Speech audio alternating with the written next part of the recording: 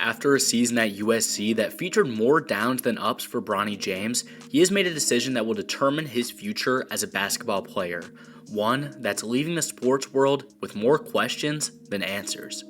What's up, guys? It's Colin from Next Man Up, and today I want to break down the details of the decision that Bronny James has made and what it exactly means for his future. In case you guys missed it, Bronny James announced a couple of days ago that he would enter his name into the 2024 NBA draft while keeping his college eligibility and entering the transfer portal. There is a lot being said in that decision, but to keep it as simple as possible, Bronny now has three options. Number one, enter the NBA and hope to be drafted. Number two, return to USC for his sophomore year of college basketball. Or three, return to the NCAA and play college basketball for an entirely different program. For many college basketball watchers, this was not a decision that we expected Bronny James to make. And before I tell you why, let's hear from our sponsor.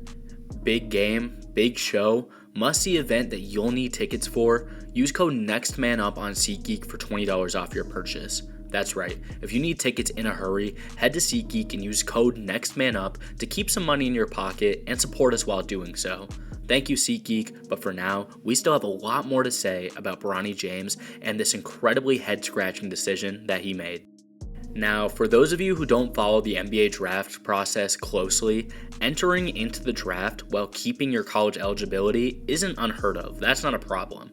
Guys like Zach Edey and Amari Bailey have done so in the past, with Edey, of course, sticking in Purdue this last season, which clearly seems like it worked out, and Amari Bailey going to the NBA last season. Guys have made this decision before, and it doesn't pencil you in into either being drafted or having to stay in college. It's a 50-50 shot for a lot of guys. The only requirement to begin this process of declaring while keeping your eligibility is that you must not have an agent when you do so. Hypothetically, and the reason many suspect Bronny made this decision, is that a player would be able to figure out what his buzz was like in the NBA, see if NBA teams were interested, and then go on and make a decision whether they should stay in college or go to the professional level.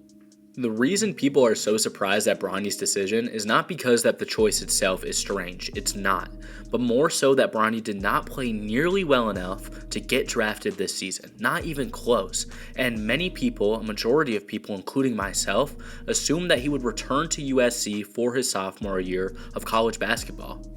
Now, I hate to do this because Bronny has a really interesting game, but if I showed you a random freshman who put up 5 points, 3 rebounds, and 2 assists a game on 35% shooting and only 25 three-point shooting, you would never think that he could possibly be drafted, especially when he was on a team like USC who severely underperformed in the Pac-12. And we also have to consider he was only able to play 25 games last season due to a non-basketball related injury. He had his struggles. Now, I gotta say it again, I know Bronny is an incredibly talented player, but when you look at the numbers, you look at how he actually played last season, it was not at the caliber of some of these guys that are fighting for a spot in the NBA draft. So again, on paper, Bronny should have absolutely zero draft buzz, but because of his dad's looming free agency / possibly retirement market, doors are opening for Bronny that wouldn't open for a lot of other prospects. Now, I also think it's important to look at the other side of Bronny's decision, that being that he very might well go back to college and transfer away from USC entirely. I really don't want us to forget, USC had to put a lot of work into bringing in Bronny James in the first place.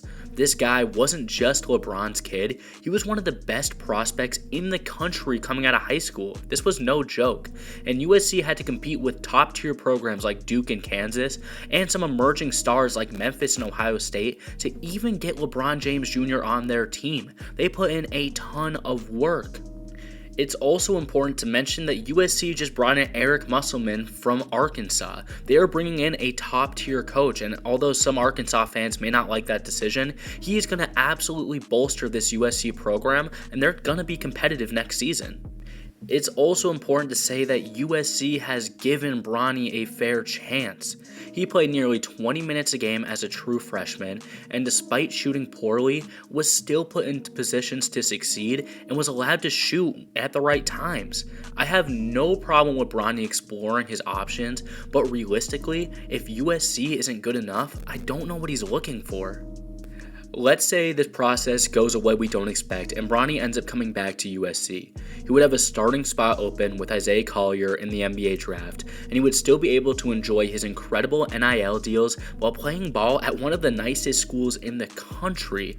Meanwhile, if he transfers, it's likely that he won't be going to face up against better competition, and if he does do that, I don't know if he'll even get the playing time that he deserves. I also mentioned Coach Musselman just a second ago, but look at what he did with Anthony Black. Look what he's done throughout his entire career. If he has young, talented guards, he's going to get the most out of them. Again, Nick Smith Jr. comes to mind. He has a way of developing young guards, and if he works with Bronny James, I have no doubt that next season, Bronny will be a high-tier prospect in the NBA draft like he deserves to be with that skill set that he has. Really quickly, I want to look at some of the schools that we assume will have interest if Bronny comes back and decides to transfer.